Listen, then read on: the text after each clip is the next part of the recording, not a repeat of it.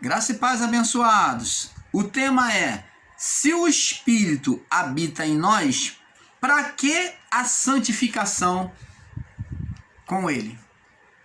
Se o Espírito habita em nós, para que a santificação com ele? Abençoados, eis aí uma grande pergunta e questão de muitos, onde está pautada em Lucas 17. Vamos lá, Lucas 17. Lucas capítulo 17, no verso 21. Lucas 17, 21, diz assim: nem dirão, ei-lo aqui ou ei-lo ali, porque o reino de Deus está dentro de vós. Então observa bem, se o reino hoje, no ministério de Cristo, após o juízo, ele foi colocado dentro de nós, nós sabemos que o reino é do lado de dentro. Se o Espírito habita em nós, ele intercede por nós com gemidos inexprimíveis, ele vive no nosso espírito. Então, para que orar? Para que se santificar? Como muitos até questionam e ensinam em graça que não precisa orar, não precisa se santificar, porque o Espírito está em nós. Esta é a pergunta. Para que então a santificação? Em cima desta pergunta, faremos outra pergunta. Todos têm o Espírito Santo? A pergunta é: todos têm o Espírito Santo? A resposta é sim. Pois sem a presença do Espírito na criação, o Espírito Santo, sem a presença do Espírito na criação humana, haveria necessidade de se exercer outro juízo por causa da carnalidade, onde então não teria o pecado sido retirado de nós. Vamos lá, que Paulo fala lá em Hebreus que o pecado foi retirado de nós. Se ele foi retirado, Hebreus capítulo 9, no verso 28, diz assim: e assim também Cristo, oferecendo-se uma vez para levar os pecados de muitos, foram muitos quem? Aqueles que aceitaram a salvação. Aqui está falando sobre acepção, mas quem se colocou como salvo e não salvo eram as pessoas, tá? Muitos foram aqueles que aceitou. Aparecerá a segunda vez sem pecado aos que esperam para a salvação. Então ele levou o pecado de muitos. Então veja aqui, e Cristo não teria que estar entre nós, e Cristo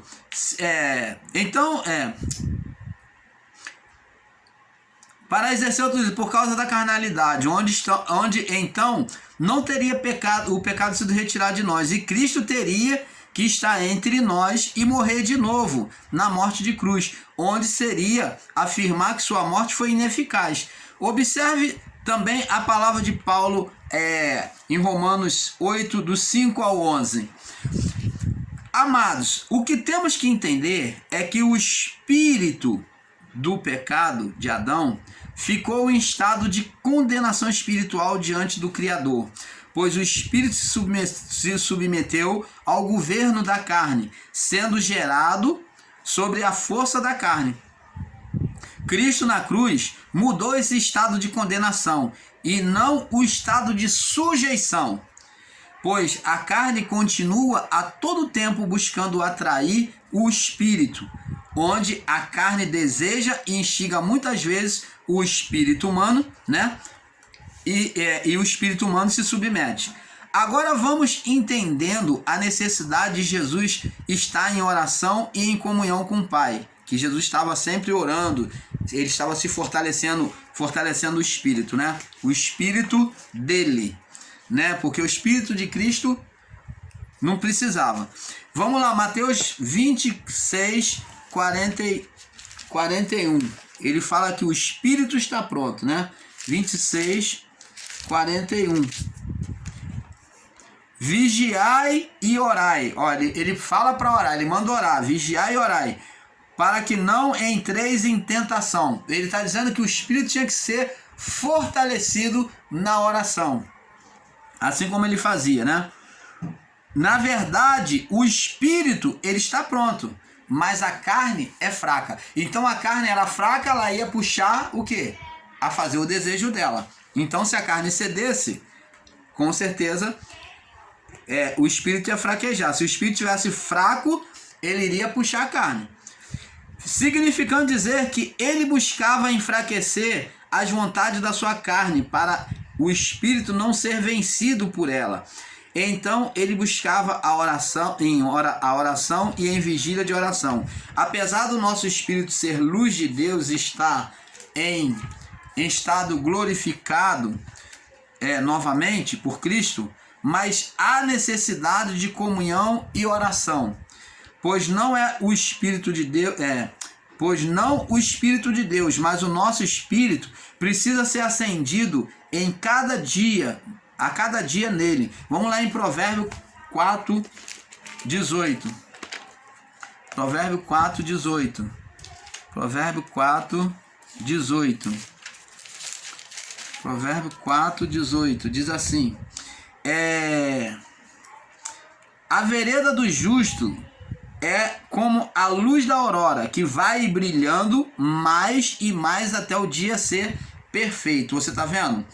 Vivendo uma vida de obediência. Em Atos 13:47, você pode ler também. Em Isaías 60, do verso 1. Mateus 6:22 ao 23. Amados, observe que observe que é papel nosso buscarmos esta luz e caminharmos sobre ela. Vamos lá no livro de 1 João, capítulo 1, 1 João 1:5. 1 João 1, do 5 ao 7. Diz assim: esta é a mensagem que dele ouvimos e vos anunciamos, que Deus é luz, tá vendo?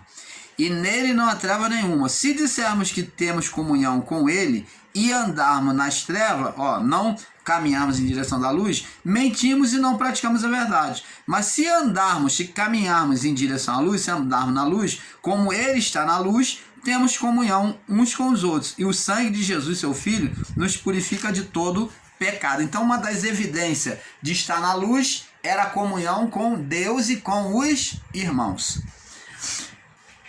Observe 2 Tessalonicenses, no capítulo 3, verso 1, em Efésios 6:19, em Romanos 15, do 31 ao 32.